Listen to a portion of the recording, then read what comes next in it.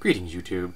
If a consenting adult wants to follow the dictates of a holy code, I think they should be allowed to. I believe in freedom of religion. Whether you're a Muslim, a Christian, a Buddhist, a Jew, Sikh, doesn't matter. If you, as a consenting adult, want to follow the guidelines that a holy text has given you, do so. Have at it, Haas. However, no one other than you should ever be required to follow those holy codes. Not a minor, not any other consenting adult. No one. I am completely and utterly opposed to sectarian laws being applied to any person that does not volunteer to follow them, and a child cannot grant consent and should not be forced to do so. Yes, I realize that if a parent follows a code, a child may very well follow it as well, but I do not feel that that child should be required to follow that code, because such a code is something only a consenting adult can volunteer to do.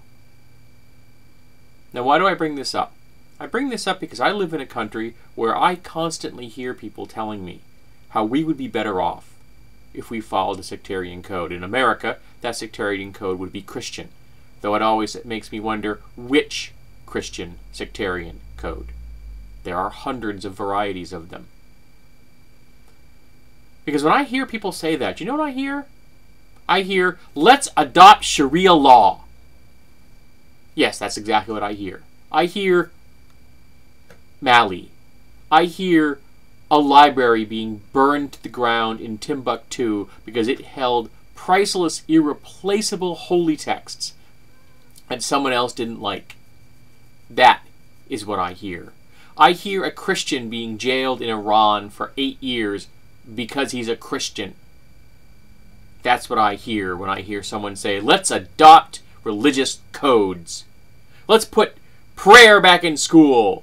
Except, that makes me think of two things. One, you don't understand the laws in America that concern prayer in school. And two, you don't understand your Constitution or Bill of Rights. Because in America, there are no prohibitions from a student or an adult praying in school. I'm going to give you an example of what they can do. I just prayed.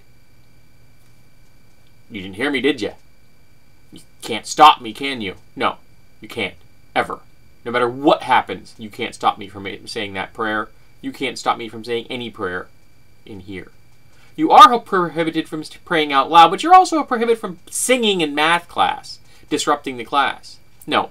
The laws in America that govern prayer in school say that the school administration itself may not lead students in prayer because the school administration is a branch of the secular government.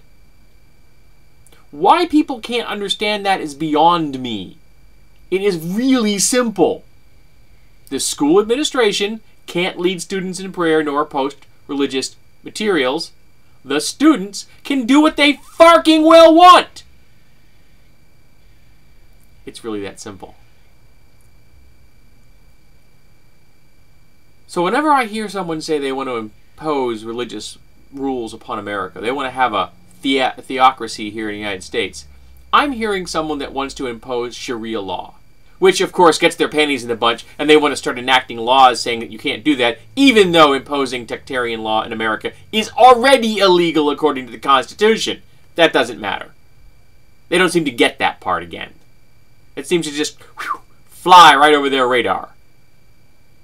They want their religious codes imposed upon the world, but they do not want anyone else's religious codes imposed upon the world. They would like to start holy wars, but so long as their side wins, they're okay with this. Whereas I believe that if we have a secular set of laws, and we follow a secular concept of morality, we would be okay. And yes, I know there are people out there right now whose panties are getting in a bunch because I said that.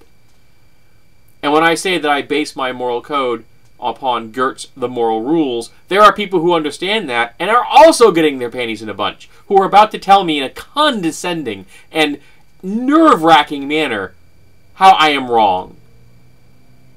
I'll be stunned if there aren't comments below that tell me that. that all morality is subjective. Well, I say that we as a species can come up with a moral code that is close enough that we all agree with, that will cover most situations. Yes, the corner cases are going to be a problem from us. The corner cases are always a problem for everything. But we need to come up with a set that we all can agree with that gets it close enough that we can all live in peace. And sectarian laws are not going to further that effort. So you can take your holy laws, and guess what you can do with them? Because I don't want them. We don't need them. They're bad for us as a people, as a planet. I don't want more holy wars, I want fewer.